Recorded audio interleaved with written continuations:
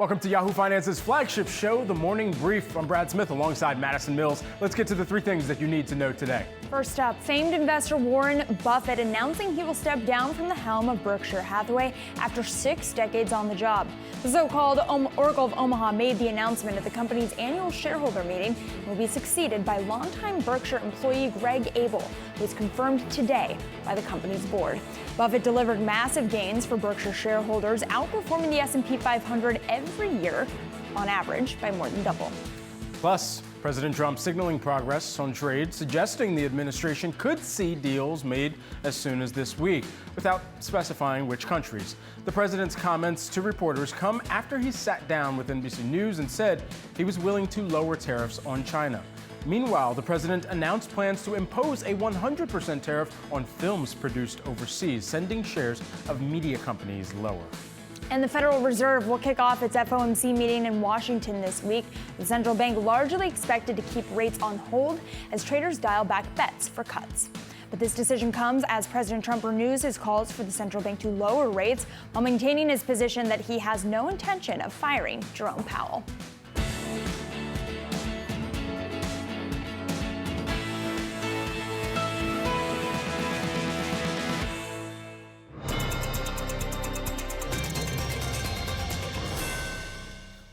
U.S. stock futures pointing lower here to begin the week after the S&P 500 recorded its longest streak of gains since 2004. Now, the gains come as trade tensions ease with President Trump saying deals are coming, but is the market's trade anxiety behind it? That's the big question. Joining us now to discuss, we've got Michael O'Rourke, Jones Trading Chief Market Strategist here. Great to have you back on the program with us and taking the time this morning. So, Michael, as you kind of read through the data that you and your team are digesting, is the worst behind us? Is this rally, at least in the interim period of time, something that is more solidified and a longer-term trend that we should be watching for?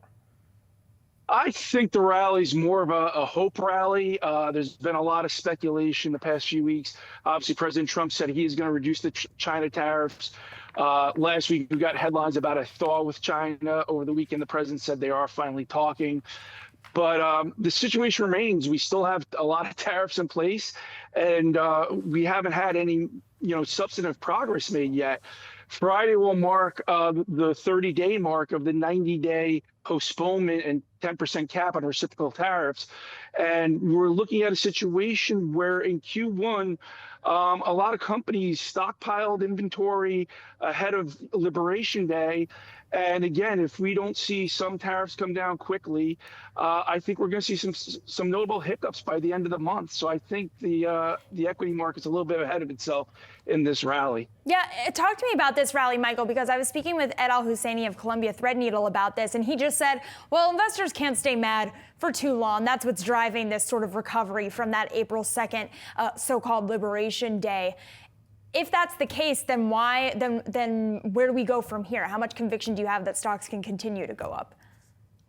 I think what we really need to see is where the China tariffs are going to come down to in this, when the president said he's going to set them, which I'm interpreting to be sometime this week.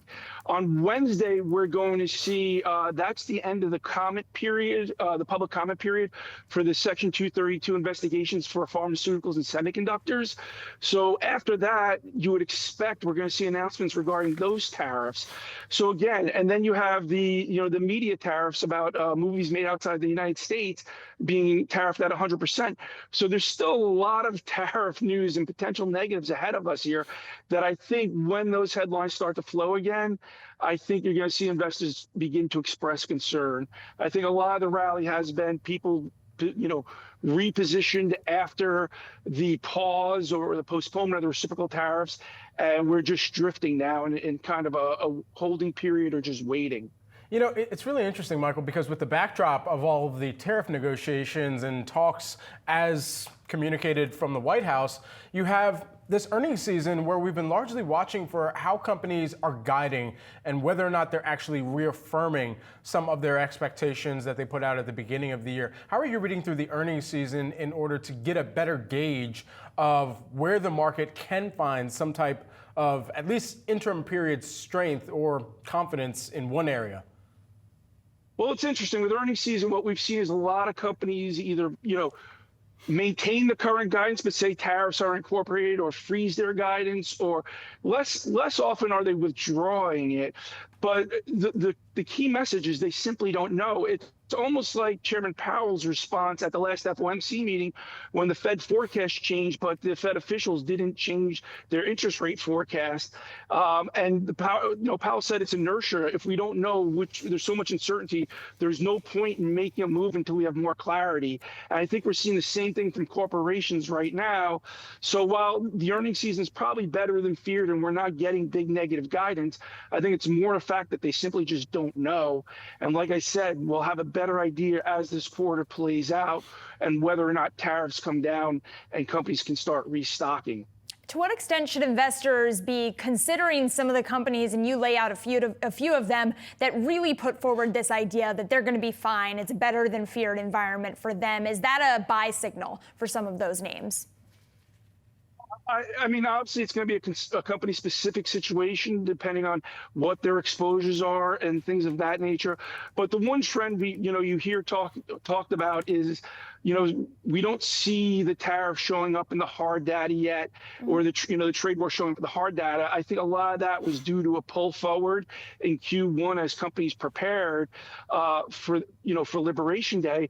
So you're looking at activity that was probably artificially stronger in Q1, and I would expect that easing to start materializing this quarter. So I'd be a little more cautious. Okay, and so as we're trying to gear up investors for this trading session as well as for the rest of the month of May, there's typically this sell in May and go away adage that gets tossed around.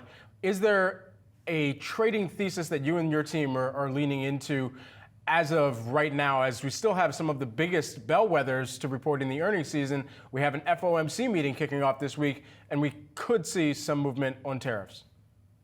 Well, we're coming, into today after a 2-week rally that has, the strongest winning streak since 2004 for equities.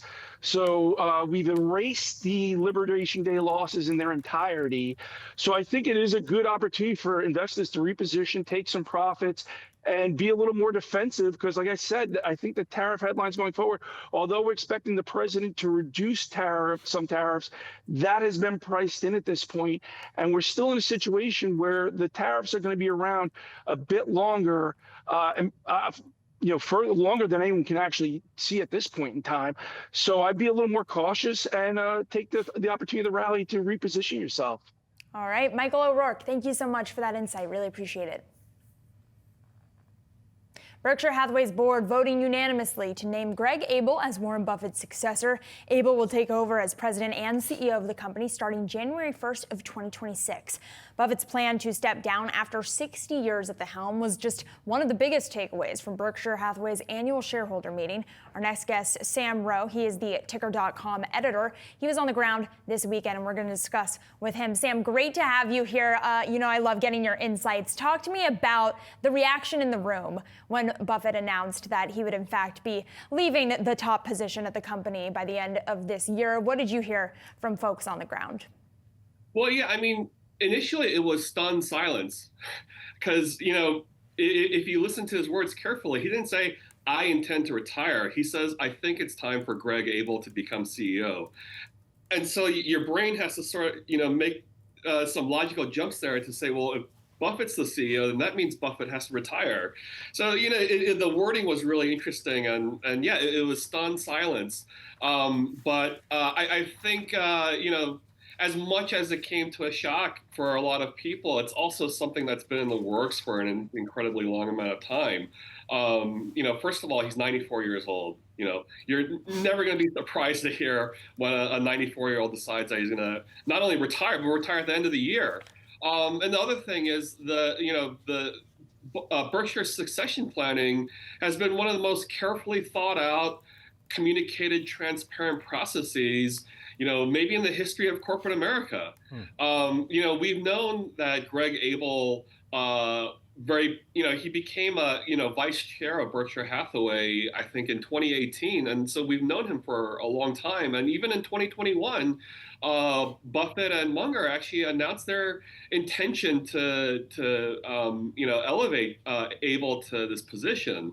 So all that said, of course, when, you've been following someone for 60 years, or I mean, much less for me, and I'm sure you guys too, but like our entire careers, for a lot of people, their entire lifetimes, they've seen him as a fixture at this company, who's also been giving all this wisdom to everybody. So yeah, it's definitely a surprise. And so, Sam, is there a material difference that we anticipate or expect at all between the trading ideologies as instituted by Warren Buffett and Charlie Munger for decades, for 60 years, versus those of Greg Abel? Yeah, I think there's two ways to think of this. Inevitably, it's going to change. But that's actually kind of been the history of Berkshire Hathaway and Warren Buffett and Charlie Munger themselves. From a corporate standpoint, the company was founded as a textile company that evolved into an insurance company that evolved into this multi-global conglomerate that also has this big stock portfolio. So that company's business has been changing forever. And then even just strictly from an investment perspective, Buffett started out as this guy who, did quote unquote cigar butt investing, finding extremely undervalued companies and stocks that he believed were trading below their fair value. But then that ideology actually evolved into something that gave him an excuse to buy stocks like Apple. So I think change is actually inherent in this company's culture. That said, again, Abel has been next in line to be CEO for years, and he's actually spoken at the shareholder meetings right next to Buffett. So, if there's a question to be asked now is, well, how much of the past couple of years have actually been determined by Greg Abel's decisions? And I'm sure a lot of it has already. And Sam, investors were anxious to hear Warren Buffett's commentary specifically on the development of the trade war, which he said trade should not be used as a weapon. And he did say that it is a, quote, act of war. Talk to me about how that impacts your thinking on the impact of the trade war on financial markets as you are writing about the impact of the trade war on financial markets. Yeah, as blunt as Buffett was when he was talking about trade and trade policy and how it should be implemented, I don't think he actually said anything particularly controversial.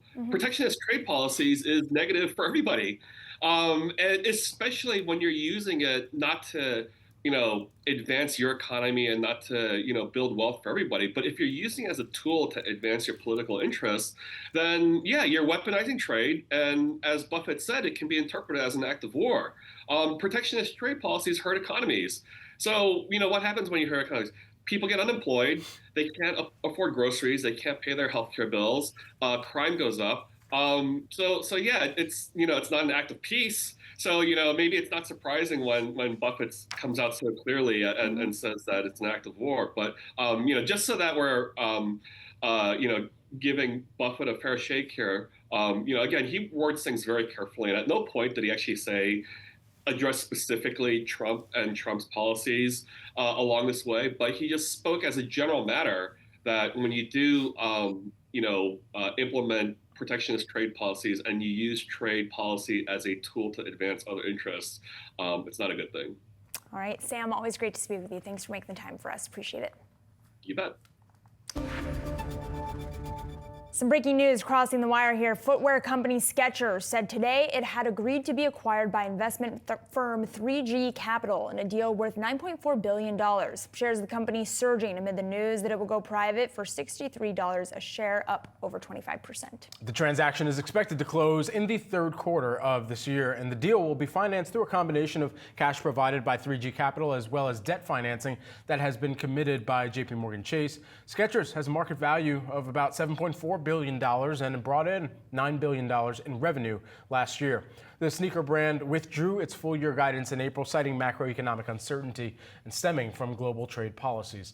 U.S. President Donald Trump's trade war has impacted manufacturing hubs such as Vietnam and China, where Skechers makes a significant portion of its shoes. The company is now adjusting prices and working with vendors to mitigate costs. Coming up on the morning brief, we're going to count you down to the opening bell on Wall Street. Plus, news of a 100% tariff on foreign-made films hitting shares of media giants. We'll discuss what the new levy could mean for the future of streaming. And our Milken Conference coverage kicking off today. Brian Sozzi will sit down with Apollo CEO Mark Rowan at 10:30 a.m. Eastern. Much more to come on Morning Brief.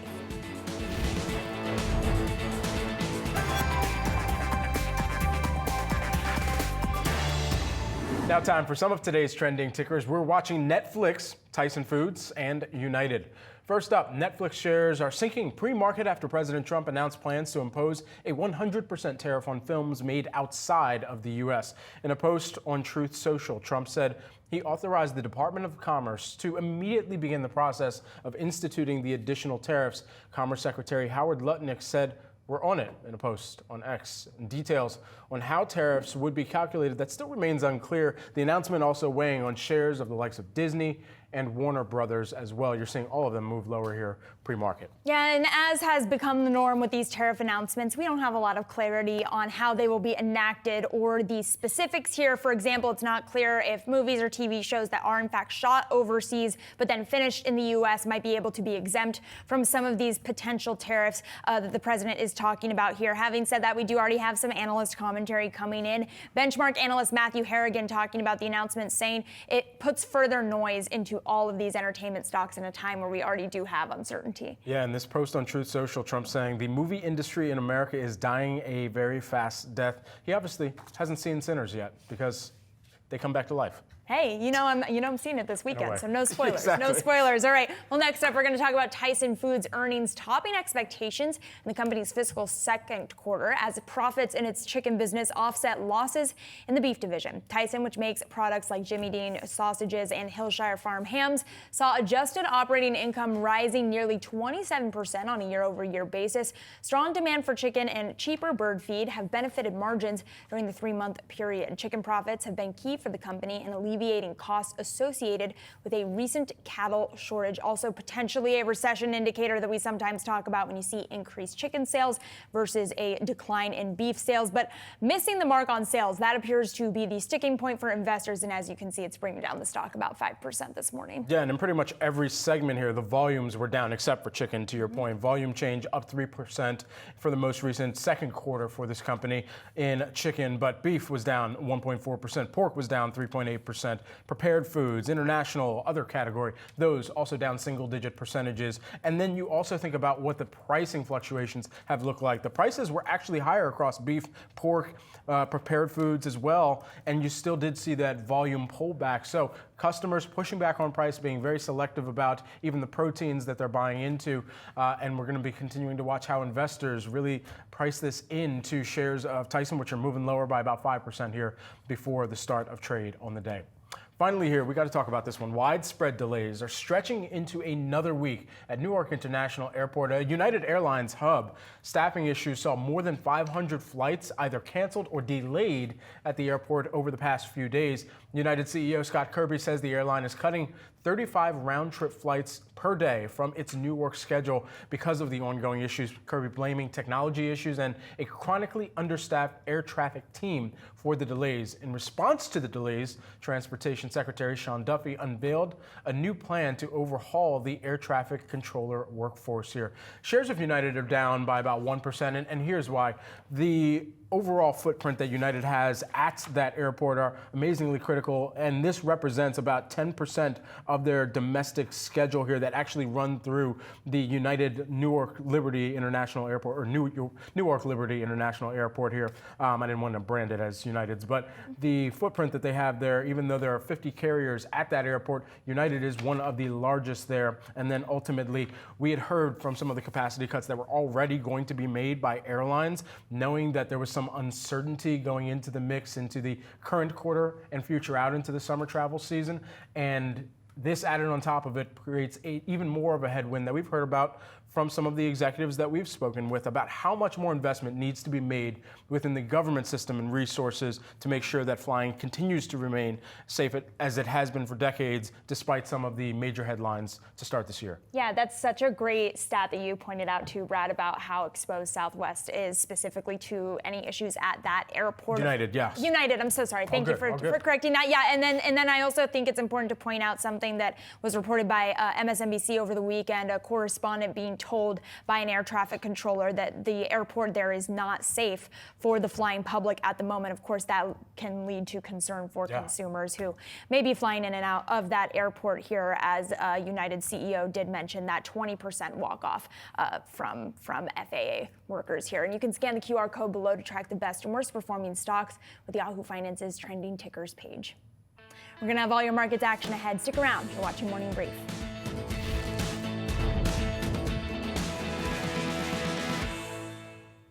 We're just about 30 seconds away from your opening bell on Wall Street. Let's get a check on the markets here. That 9-day winning streak coming into focus. Is it in jeopardy? Could the rallying stop today? You're looking at futures moving to the downside, sort of a risk-off vibe to markets this morning overall. You're looking at Bitcoin holding under that key 95,000 level as well. We're even seeing just a touch of a sell-off in treasuries. Nothing crazy here. Just a couple of seconds away from the opening bell, I'll be able to tell you exactly where markets are opening. You're looking at live images from the New York Stock Exchange and, of course, the NASDAQ on your screen right now as the opening bell rings on Wall Street for this Monday morning here. Taking a look at where the markets are at the current moment as I wait for them to adjust this morning. You can see the Dow Jones Industrial Average under just a touch of pressure. You've got your S&P 500 off about 0.7% to open the market this morning. Your tech-heavy NASDAQ is off nearly 0.9%. Let's send it over to Jared Blickery for a broader look at what's moving. Hey, Jared. Oh, thank you, Maddie. I was looking at that streak, too.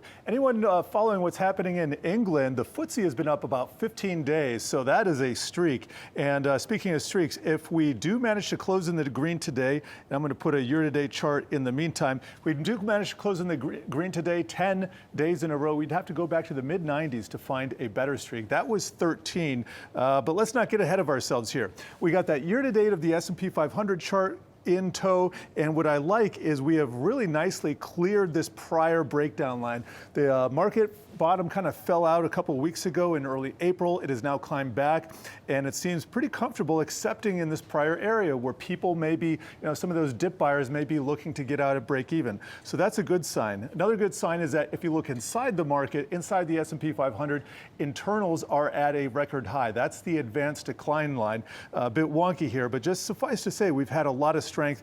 I think the risk to markets is maybe that we repeat a 2001, 2002. Not my base case, but that's something we need to be on the alert for. That was brutal, a multi-year decline. Here's a 10-year T-note yield. That is just about break even today. This is also a year-to-date chart, so it's just edging higher. U.S. dollar sinking a little bit. And if you notice, the dollar is down 9% this year, and it's hovering near those lows. And we could bounce higher. That would be characteristic for the dollar to kind of fake people out and scream higher. Could go lower too, and that could have good implications, a lot of implications, good or bad on the sector action. Speaking of sector action, we are negative across the board today. Leading down is energy and also communication services. In comm services, we have Alphabet. We also have Meta. We'll take a look at those right now, and we'll take a look at crude oil, which is sinking as well in a minute. But here's the NASDAQ 100. You don't see a lot of green. AMD up 1% and a few other squares and rectangles in the green, but not much. In Netflix here, also standing out in the upper right, about 4% to the downside, but really not seeing a lot of outside movement. So given the recent market volatility, we could easily see a big swing today higher. And if recent history is any guide, we could also see a big swing lower. That's kind of the nature of volatility here. Let me focus here on gold because I want to get back to the futures. We're going to take a look at some of the precious metals. Gold having its best day in 2 weeks. Silver having its best day in nearly 2 weeks. And you can see up 2.5% today. And this is not a record high, but we're kind of getting closer here. And I'll show you a year-to-date chart so you can kind of track that. And here we are. This is a year-to-date up 25%. Those highs, we were up a little bit more than that, but those are pretty close and in sight for all those gold bug investors out there. I'm going to close the futures commentary here. We still got a little bit to go. Close the futures commentary with crude oil futures. And intraday, if I put some candlesticks here, you can see we haven't quite cleared the lows from early April. Intraday, we got a little bit lower, but I'm going to show you a 6-year chart because we are now at 4-year lows. And this is a substantial move for crude oil. This is that huge move to negative territory that we saw in the pandemic. Don't expect that again, but as good as it is for gas prices, it's kind of bad for the global manufacturing demand picture. So that's something we got to keep a close eye on. I will close the analysis here with Bitcoin, and we're going to take a look at crypto as well. Bitcoin down 1.35%. Let's put the year-to-date chart in here, and we can see we've had a really nice rally off of the April lows. Just a little bit of a pullback here, not much to write home about, but 95,000 is one of those levels that's been in play several times before, so I just note that we have ticked under that once again. Now we'll send it back to you, Brad, on that note. Jared, appreciate it. Good setup for today's trading action. The Federal Reserve kicks off its 2-day meeting in Washington this week, with traders dialing back rate cut bets following the latest jobs report, which did top expectations. The meeting comes after President Trump renewed his calls for Powell to cut rates in an interview with NBC over the weekend. Here to discuss, we've got Jeffrey Roach, LPL Financial Chief Economist. Great to have you here with us. And ultimately, as the Fed is going to have its May meeting this week, do you anticipate there's anything that they would see in the data to actually signal that we could start to see some of those rate cuts be talked about at this juncture? Well, thanks for having me on, Brad and Madison. I think what's going to happen here is it's going to be somewhat of a boring meeting this week. I think what they're going to probably do is use their speeches. They're going to be literally all over the world. The various policymakers will be giving speeches both in Europe, domestically, and they'll use those speeches to prepare markets to expect the first cut to come in June. So no change, obviously, this week. Inflation is still nagging, although we certainly saw some positive moves in what they call the super core. So core services, housing. That certainly is moving in the right direction. I think we'll see 3 cuts, a quarter cut in June and then October, December. Help me understand the state of the labor market right now, since you bring up some of the numbers that we got in the jobs report. Some of the uptick that we saw for things like warehousing, those were temporary roles that could potentially be part of a pull forward dynamic ahead of any negative impact of the trade war. To what extent do you think that there's a discounting right now of a broader potential weakness in the labor market to come? Well, I think last Friday's report was probably a little bit misleading. So remember, and I'll address the temporary workers, but also a hot topic is on the federal side. So any federal worker that's getting paid severance or taking an early pay cut, or early leave, they're still on that payroll. So we're probably going to see some impacts from the DOGE cuts in upcoming reports. Didn't really see much impact yet on federal. I think one thing that's providing some stability is the hiring demand for healthcare services. That's certainly not going to be temporary. But granted, this report was probably a little hotter than what's really happening, masking some of the slowdown in labor markets. I do think that the trend that we've seen really for the last year and a half, that the average pace of job gains is slowing. But as long as we stay above the 125K level, I think that's communicating to investors that we're seeing some stability despite the slowdown. And so what most notably are you keeping tabs on with relation to business opportunities, or I should say employment opportunities and prospects, as consumers are viewing the economy and trying to figure out, okay, do I feel comfortable spending at the same propensity I would have had previously if I'm not sure what hiring is going to look like in my industry? Well, I think one thing that's helpful for those looking for jobs is, we had a tight labor market the last several years. I think we know businesses had difficulty in hiring qualified workers. So I think that that's still somewhat of a concern. So as we go through 2025, I think businesses are going to say, look, we worked really hard to find qualified workers. We're going to keep them on the payroll. Maybe average hourly earnings is not going to rise as fast, but we're not going to be as quick to shed payrolls because of the qualified worker shortage. And talk to me too then about the uptick we've seen in people staying unemployed for longer. Where do those individuals find hope when companies are pausing on things like hiring, to your point, to focus on just keeping the workers that they currently have? Well, we have seen a quick increase in long-term unemployed, but when you look at that longer term chart, in fact, you're showing it right now, you go back maybe, 2023, 24, we're going back to those pre-pandemic levels of, a little higher than 23% long-term unemployed. That's certainly concerning, the speed at which we got back to those pre-pandemic levels, but we're not necessarily at recessionary levels yet. And I think that's why we saw markets respond so favorably after that Friday payroll number, that, perhaps labor markets certainly slowing down, not necessarily contracting or falling apart. Jeffrey, great to have you here with us today. Thanks for joining us just after the open. Thank you. It's time now for our chart of the day. Let's send it on over to Catalyst co-host Madison Mills for a look at Berkshire Hathaway shares under Warren Buffett. Yeah, take a look at this outperformance. Berkshire Hathaway, if you look at the max chart, up over 50,000%. Your max on your S&P, it's up about 3,000%. You can see here the huge run up in Berkshire stock, particularly since 2014 here. So over a decade worth of these exponential gains. So how does he do it? That's the big question. How does the Oracle of Omaha make it happen? Well, we know a lot about some of the metrics that he looks at, things like valuation, finding opportunities in the market, being fearful when others are greedy and greedy when others are fearful.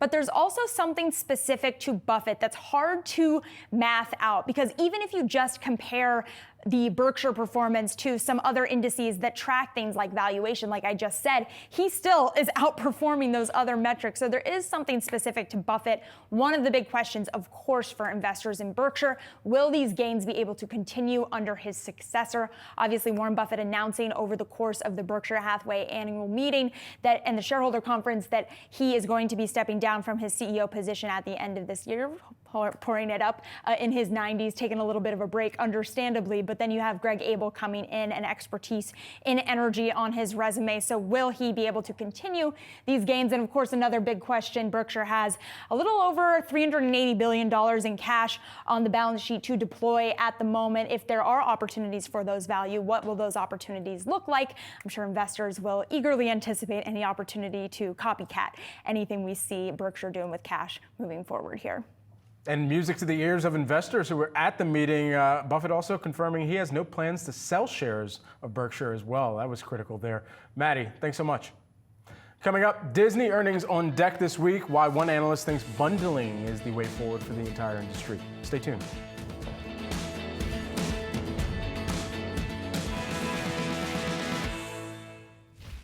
Take a look at Disney shares. Disney shares taking some losses today, down a little over 1%, along with other media and entertainment companies, after President Trump suggested tariffs on films produced internationally. This coming just ahead of Disney's earnings on May 7th. I want to bring in Doug Crods. He is TD Cowen's managing director covering media and entertainment. Doug, great to speak with you. I do want to start on these proposed tariffs. How are you thinking about modeling out the potential impact of these tariffs on some of these media companies, including Disney?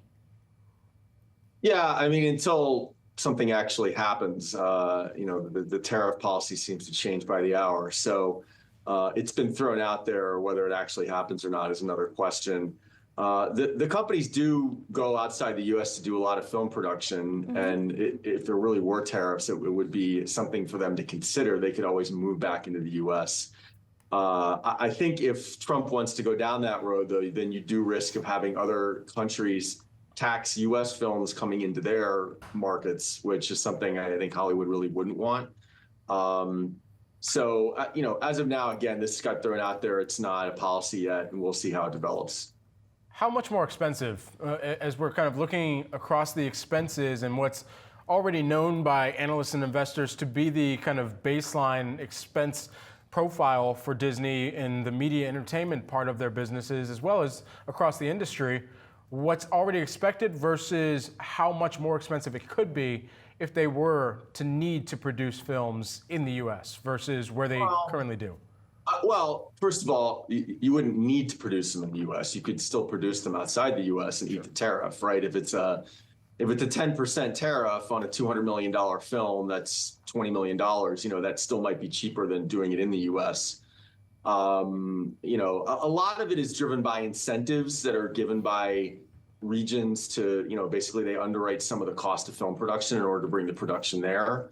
There's lots of ways that any tariff might be overcome by more of that. So, like I say, I think at this point it's a little bit useless to speculate over what it could be. I would say in general, though, Disney's a huge company. Like if their films get a bit more expensive to produce, it's not going to have that much of an impact on the bottom line. Got it. Okay, so Doug, talk to me about what will be impacting the bottom line, especially as we head into that key earnings print coming up on Wednesday. I know parks are of particular focus. What are you most interested in learning? Yeah, so I think parks is really important. I think March quarter was probably okay. Comcast Universal is going to be opening up the Epic Park, imminently. Disney has talked about the fact that they think it could be a little bit of a headwind in the near term. I think in the longer run, they're happy to have a more robust parks division, a more robust parks sort of footprint overall in Orlando. They think it'll drive more visitation, which is probably true. But, for the upcoming summer, it could be a bit of a headwind. So that's something that they're going to have to contend with. On the film side, they did have a tough March quarter. They had two films, Captain America and Snow White. Captain America didn't do particularly well, and Snow White did particularly not well. They just released Thunderbolts over the weekend. It's doing fine. It'll make money. It's not going to be a big earner like some of the other Marvel films, but it's doing okay. So I don't, on net, I think the film side's probably a little bit of a negative for them. We'll see how streaming grew in the quarter. They did have Daredevil, which I think was pretty well received. We'll see if that drove any new subscriptions. But overall, I'd say the year is going okay, and there's definitely some concerns about what's ahead with the Epic opening, and then just in general, the potential for some macro disruption as some of the impacts from the tariffs, the lack of shipping to the U.S. potentially hits the economy in the next 5, 6, 7 weeks. How is Disney's entertainment bundle, that direct-to-consumer business, how is that bundle holding up against the rest of the industry from your analysis? I mean, it's holding up fine. It's not growing a ton. They have been raising price to get it to profitability, which when you're raising price, it's a little bit tougher to grow subs. But it's hanging in there, just fine. They're clearly going to be a long-term player. It's always the question of, okay, like you did it, but how profitable is it going to be, right? Can you get to 20% EBITDA margins? Can you get higher than that? And in the meantime, what's happening to the linear business? They've got the ESPN flagship app will be launching this fall. I think that's a really critical moment for them because they need it to do well. And additionally, when you put ESPN flagship as a DTC app, it'll be interesting to see if that accelerates cord cutting at all, because one of the key channels that keeps people in the bundle is ESPN to get sports. If they're able to get that outside the bundle, does that accelerate cord cutting even more? That's a sort of a question that we won't know the answer till we get later in the year. Doug, thanks so much for taking the time here with us today. Can't wait to see the results. Yep, thank you. We've got all your markets action straight ahead. Stay tuned. You're watching Morning Brief.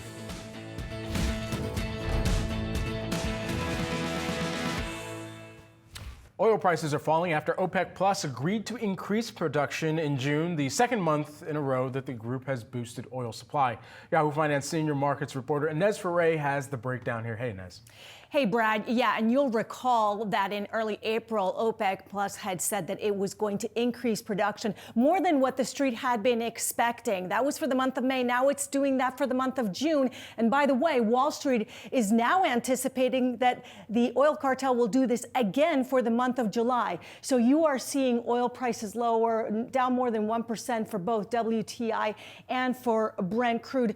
Look, what OPEC is doing right now is really a reversal of their policy policy for the last couple of years where they have had production cuts, maintaining a floor on the price of oil. You had a report recently from Reuters saying that Saudi Arabia, the leader of the oil cartel, is basically saying that they now are okay with seeing prices go lower for a longer period of time. Part of this has to do with punishing some of the members for not complying with quotas. Another part, analysts are saying, is the way they're positioning themselves with the Trump administration, which the Trump administration wants lower oil prices. All of this, also some of this has to do with market share and losing market share over the last couple of years. The cartel doesn't want to keep doing that. Goldman Sachs is now saying that for the rest of the year, they anticipate that Brent crude will be averaging around $60 per barrel for the rest of the year. Also, they're saying that WTI is going to average around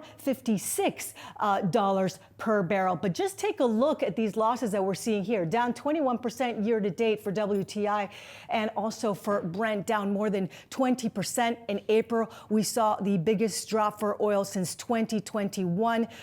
The risk of a recession because of the trade war is what's been sending this lower. And also on top of that, OPEC Plus saying they're going to boost production, guys. And Inez, I'd love to get your take on how these moves in the oil market are potentially fueling M&A activity. This morning, hearing about a potential deal between Shell and BP. Also hearing about Sunoco working to buy Canada's Parkland in a deal worth over $9 billion. Does that have a correlation with the action that you're seeing in crude? Well, certainly it would boost that type of activity. With BP, we've known that they have been a target for some time, and there have been some players around a potential M&A or acquisition of BP. But certainly, look, I've been talking to analysts that have been saying that you really can't see oil going below $60 per barrel for the shale production. They don't want to see it going that much lower, because at some point, then it just doesn't make sense for them to be drilling drilling new wells. That makes a lot of sense. We had Dan Dicker telling us last week he wouldn't recommend buying a single energy stock right now, and maybe that's because of some of the action that you brilliantly laid out for us. Inez, thank you so much for joining us this morning. Appreciate it. Thank you. That's going to do it this morning for the morning brief. You can join me in the next hour for more analysis on Catalyst, and then Brad after that for Wealth at 11 a.m. Eastern. Stick around.